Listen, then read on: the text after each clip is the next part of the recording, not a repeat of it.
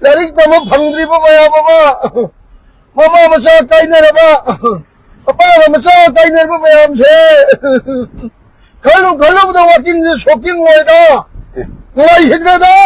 Nice. Kano to? Siraw ba ng misida? Rilip tiyam dalay biri ba? Okay. Alam man na, duga imay bil sinaw sing daw na titi ketu jage.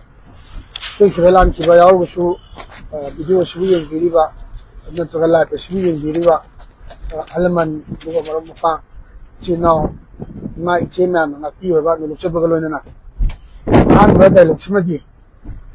Siraw ba ng misida isa moy ka su khalo lan se kuna makilo era ni du lan gi na lan oi ga su sia ba no mi sidi ko siraw ni abisi kai gum ba ko gi dau saw na ya mai tana du amu sum ya makat na ngai tabi ba khalom sa singa ga di sagi ba kan sum ngai roi mo ta mo mo foksi na mai na ani sigi role se ba idau na to bi ra mata ra ga di smain ko dol de especially apoi nistang loge me latar ni lai ta mani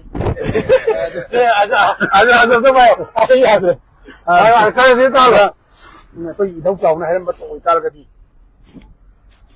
hare kam dong ni tawri sidi nate he de ma nai manu sumayam yauri to ahal mayam mu su yauri to kasi se mai tai khoi gi di Ngomong paano sila ako nung ikito. Ato na relief game de lebiri ba? Alam mo maya mo ba? Lai guru wala ba? Imay isa ni Mike game. Nato nung ay ito po punggo ko si Hien sila ko punggo rito. Maning da masuwakan nung ay ito masakap na. Kari ang naman nila siya ko waraw bino bagi mati wala natin sabi ni. Ato na lebiri ba? Relief game de lebiri ba imay ka singkong atang mo pina pa kita mukha. Atang ka photo kita mag-send sa video nila na lobi kan ko. Semo. Hare kam dong ni tawri sidi. Hong na basulaita sa na basulaita.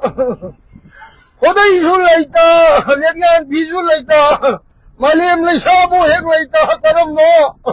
Nanay ko ni sa kong duri sa ba. Nanay ko ni sira duri ba.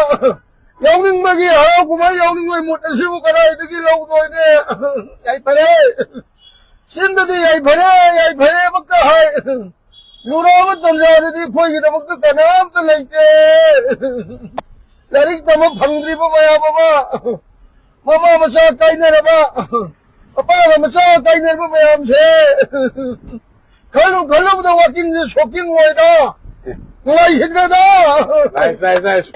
Kano to? Aigi side ge haining adum na mo na piyo. Mo karon to tharo. Ngasi men kano se.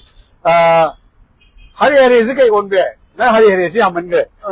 yai phare Ade adu load to ni sana ba matam to ni sana ba da hauji ki train de ko gi Manipuri ne sam on thok na ba hai ta re.